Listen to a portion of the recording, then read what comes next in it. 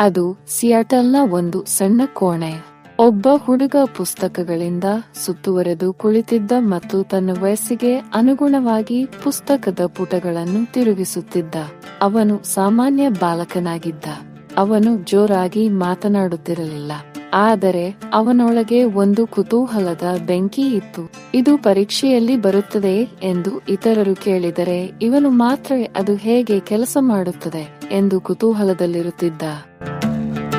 ತನ್ನ 13ನೇ ವಯಸ್ಸಿನಲ್ಲಿ ಮೊದಲ ಬಾರಿಗೆ ಕಂಪ್ಯೂಟರ್ ಬಳಕೆಗೆ ಪ್ರಾರಂಭಿಸಿದ.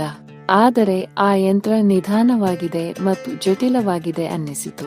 ಆದರೂ ಸುಮ್ಮನಾಗುವುದಕ್ಕೆ ಹೋಗಲಿಲ್ಲ. ಒಂದು ರಾತ್ರಿ ನಗರವೇ ನಿದ್ರಿಸುತ್ತಿದ್ದರೂ ಅವನ ಕಣ್ಣುಗಳು ಮಾತ್ರ ಎಚ್ಚರವಾಗಿದ್ದವು. ಅವನ ಬೆರಳುಗಳು ಹೊಸ ಭಾಷೆಯನ್ನು ಕಲಿಯುವ ಸಂಕೇತ ನೀಡುತ್ತಿದ್ದವು. ತಪ್ಪುಗಳು ಸಂಭವಿಸುತ್ತಿತ್ತು, ಪ್ರಯತ್ನಗಳು ವಿಫಲವಾಗುತ್ತಿದ್ದವು, ಗಂಟೆಗಳು ವ್ಯರ್ಥವಾಗುತ್ತಿದ್ದವು. ಆದರೆ ಅವನು ಹೆಚ್ಚಿನವರಿಗೆ ಅರ್ಥವಾಗದ ಒಂದು ವಿಷಯವನ್ನು ಅರ್ಥ ಮಾಡಿಕೊಂಡ.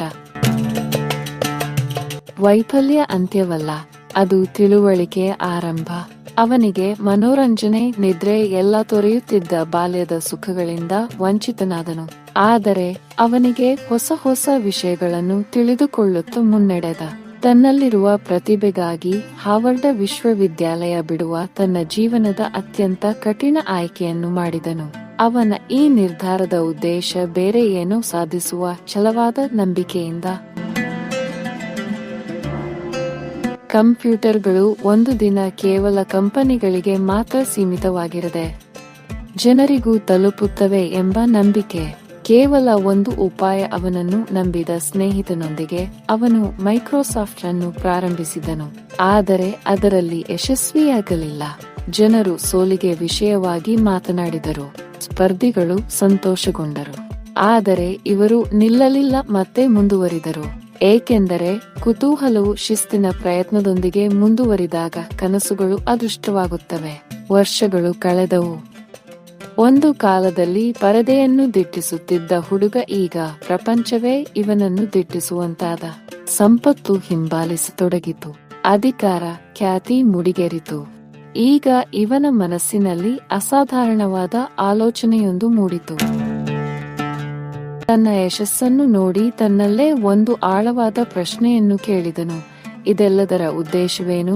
ಗಳಿಸಿದ ಸಂಪತ್ತನ್ನು ತಾನೇ ಬಳಸುವ ಬದಲು ಅದರಲ್ಲಿನ ಕೆಲವು ಅಂಶ ಸಮಾಜಪರ ಕಾರ್ಯಗಳಿಗೆ ವ್ಯಯಿಸುವ ನಿರ್ಧಾರಕ್ಕೆ ಬಂದ.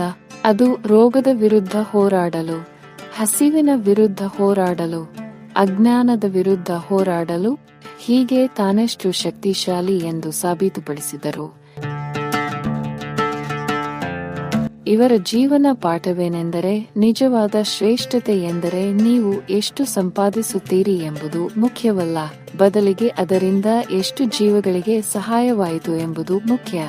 ಹಾಗಾಗಿ ನಿಮಗೆ ನಿಮ್ಮಲ್ಲಿ ಏನೂ ಇಲ್ಲದೆ ಅನಿಶ್ಚಿತವಾಗಿದ್ದೀರಿ ಅನಿಸುತ್ತಿದ್ದರೆ ಇದನ್ನು ನೆನಪಿಡಿ. ಜಗತ್ತು ಬದಲಾಗುವುದು ಎಲ್ಲವನ್ನೂ ತಿಳಿದಿರುವವರಿಂದಲ್ಲ, ಬದಲಿಗೆ ಕುತೂಹಲವನ್ನು ಎಂದಿಗೂ ನಿಲ್ಲಿಸದವರಿಂದ.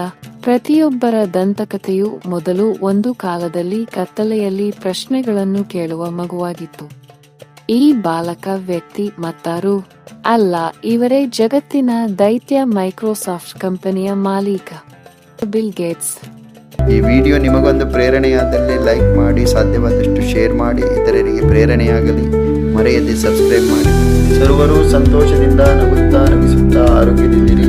ಸರ್ವರಿಗೂ ಶುಭವಾಗಲಿ. ಜೈ ಹಿಂದ್.